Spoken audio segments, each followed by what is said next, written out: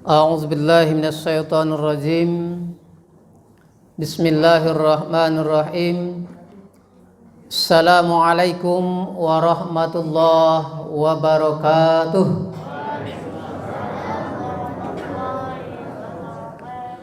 Alhamdulillah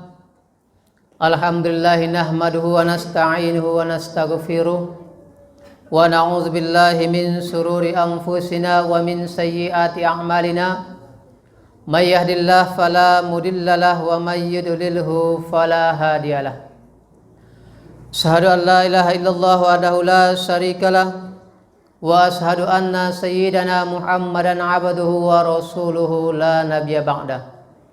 Allahumma shalli wa sallim wa barik ala sayyidina Muhammad wa ala alihi wa sahbihi wa man tabi'a sunnatah ila yaumil qiyamah.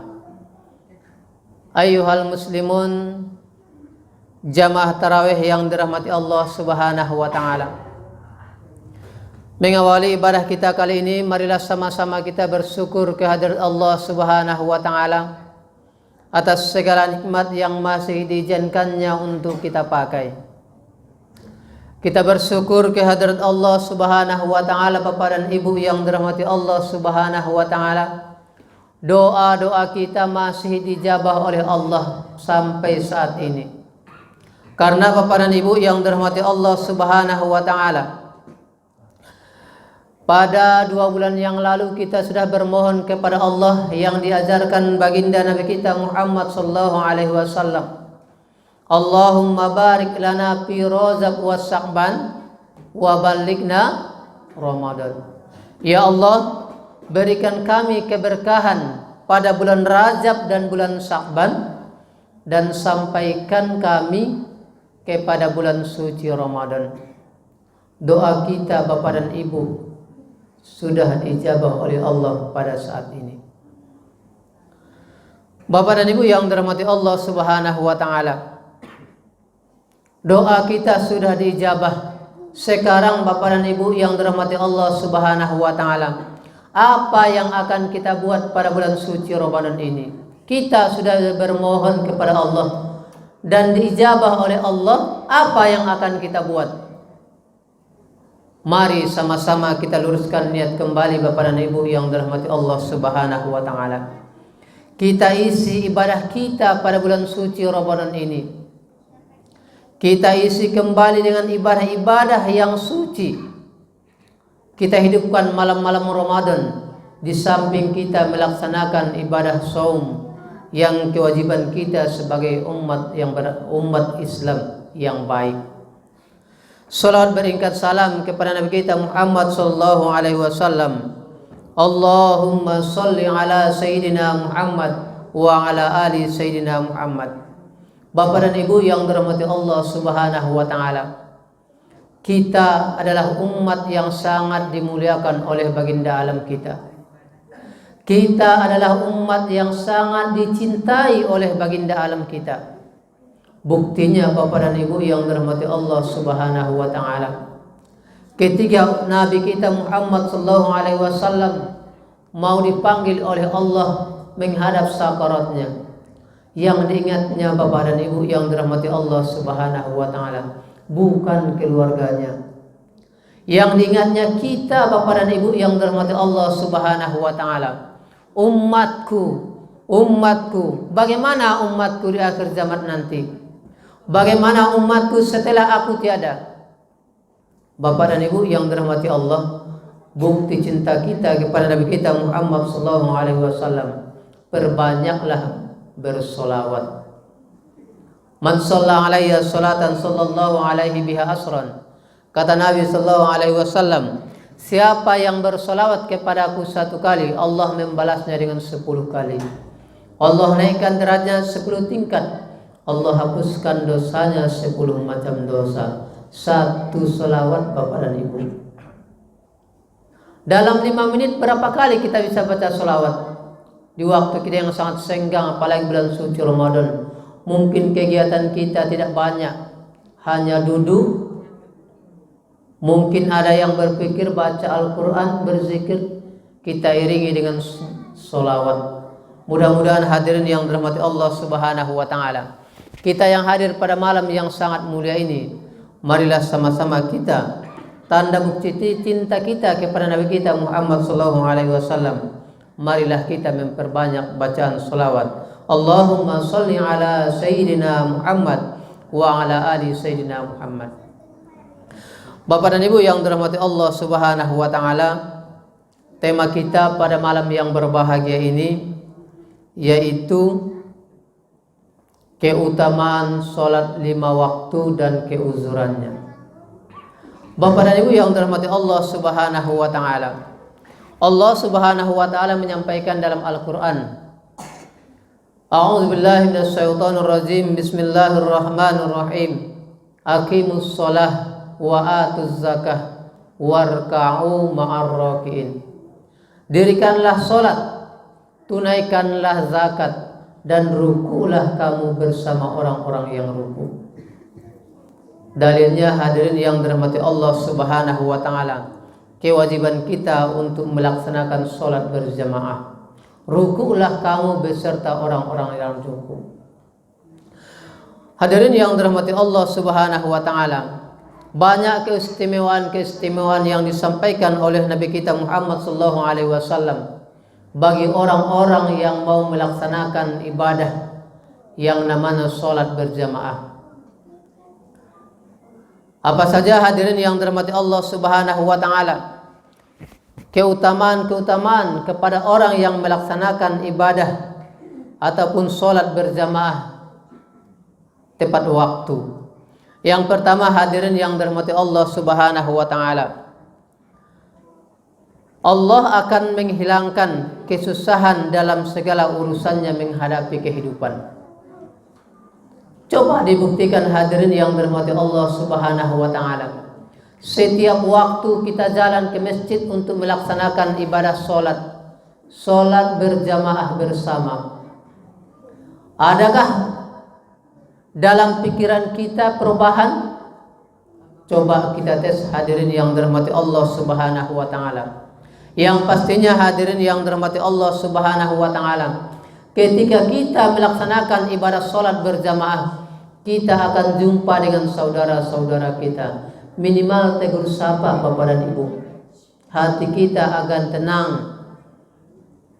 Dan yang kedua hadirin yang dirahmati Allah Subhanahu wa taala, keistimewaan orang yang melaksanakan ibadah sholat berjamaah, Allah mengangkat siksa kubur kepadanya. Mungkin Bapak dan Ibu yang dirahmati Allah Subhanahu wa taala, ini masih belum kita jumpai. Tapi yang pasti hadirin yang dirahmati Allah Subhanahu wa taala, kullu nafsin za'iqatul maut. Semua yang bernyawa pasti merasakan yang namanya mati. Dan yang selanjutnya hadirin yang dirahmati Allah Subhanahu wa taala, Allah berikan kemuliaan orang yang melazimkan melaksanakan ibadah salat berjamaah, yaitu Allah berikan catatan amalnya dari sebelah kanan. Alhasil hadirin yang dirahmati Allah Subhanahu wa taala, orang-orang yang diberikan catatan amal dari sebelah kanan pastilah orang-orang yang beruntung hadirin yang dirahmati Allah Subhanahu wa taala. Dan orang-orang yang diberikan catatan amalnya, catatan amal yang dilaksanakannya selama hidup di dunia ini dari sebelah kiri, ialah orang-orang yang merugi, yang Allah akan masukkan ke dalam nerakanya. Hadirin yang dirahmati Allah Subhanahu wa taala, banyak lagi keutamaan-keutamaan yang diberikan oleh Allah Subhanahu wa taala kepada orang-orang yang melaksanakan ibadah salat berjamaah. Hadirin yang dirahmati Allah Subhanahu wa taala, ada lagi kelebihan-kelebihan yang Allah berikan kepada orang yang melaksanakan ibadah salat berjamaah.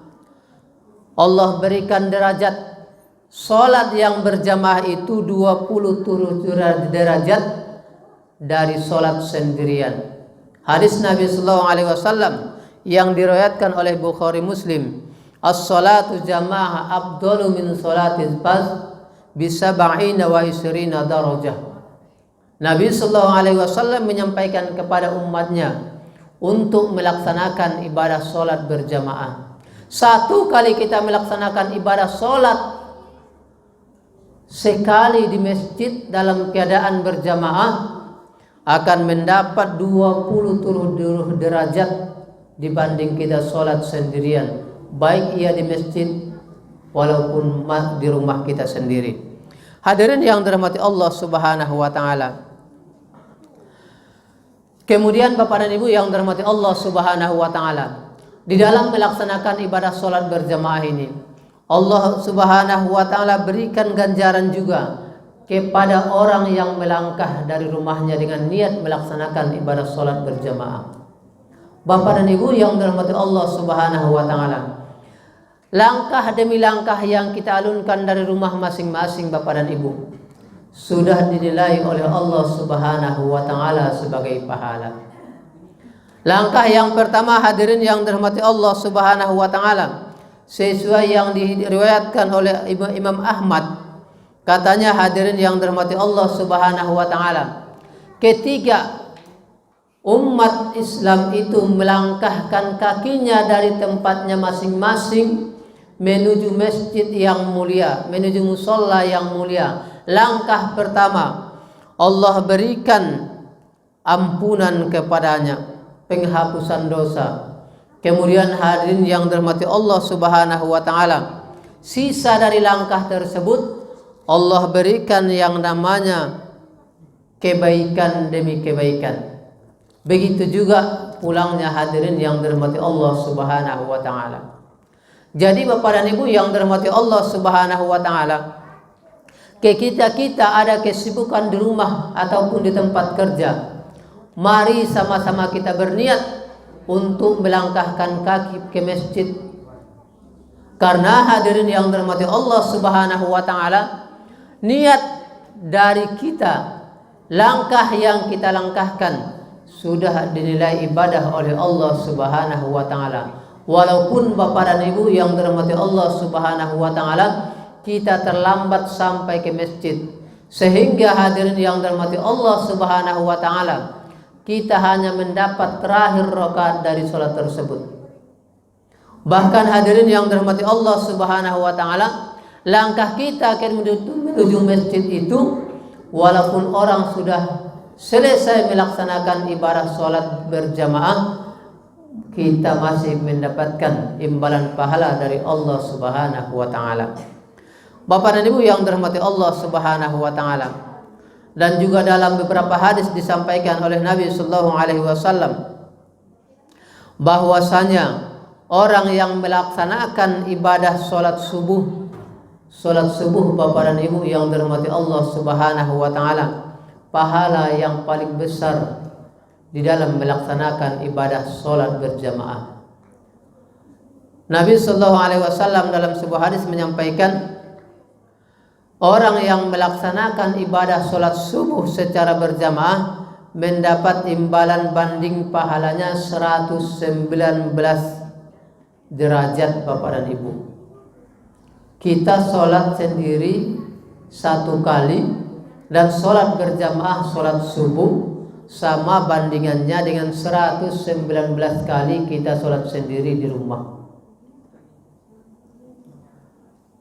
Makanya hadirin yang dirahmati Allah Subhanahu wa taala, walaupun sulit untuk kita mungkin bangun pagi-pagi melaksanakan ibadah sholat subuh, marilah sama-sama kita berusaha.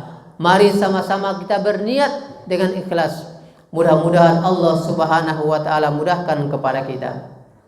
Bapak dan Ibu yang dirahmati Allah Subhanahu wa taala, yang selanjutnya Allah Subhanahu wa taala juga menjanjikan kepada orang-orang yang melazimkan sholat berjamaah, yaitu mendapatkan ampunan dari dosa yang kita kerjakan. Sehingga hadirin yang dirahmati Allah Subhanahu wa taala, begitu banyaknya keistimewaan bagi orang yang melaksanakan ibadah dengan berjamaah. Sehingga hadirin yang dirahmati Allah Subhanahu wa taala, marilah sama-sama kita untuk berniat dari sekarang hadirin yang dirahmati Allah Subhanahu wa taala untuk melaksanakan ibadah sholat berjamaah. Hadirin yang dirahmati Allah Subhanahu wa taala, kita beranjak dari sholat berjamaah kepada uzur ataupun penghalang dalam melaksanakan ibadah sholat berjamaah. Uzur umumnya hadirin yang dirahmati Allah Subhanahu wa taala, yaitu hujan yang sangat lebat. Kalau hujan yang sangat lebat hadirin yang dirahmati Allah Subhanahu wa taala, kalau mungkin di daerah kita belum yang namanya uzur hadirin yang dirahmati Allah.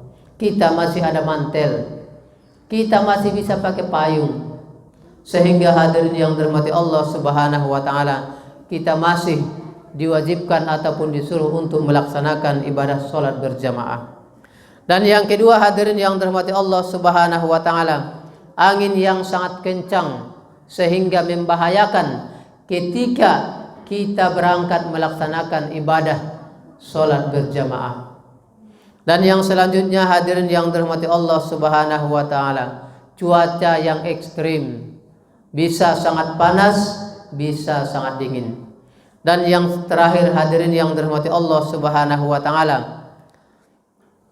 uzurnya untuk melaksanakan ibadah sholat yaitu adalah sakit yang menegahkan kita untuk bisa datang ke masjid untuk melaksanakan ibadah sholat. Hadirin yang dirahmati Allah Subhanahu wa taala, mungkin inilah yang dapat kami sampaikan. Mudah-mudahan ada manfaatnya kepada diri pribadi dan kepada hadirin yang hadir pada malam yang sangat berbahagia ini. Mudah-mudahan segala amal ibadah kita diterima oleh Allah Subhanahu wa taala dan kita menjadi orang-orang yang terbaik di dalam melaksanakan ibadah puasa yang sangat mulia ini. Akhirul kalam ini, assalamualaikum warahmatullahi wabarakatuh.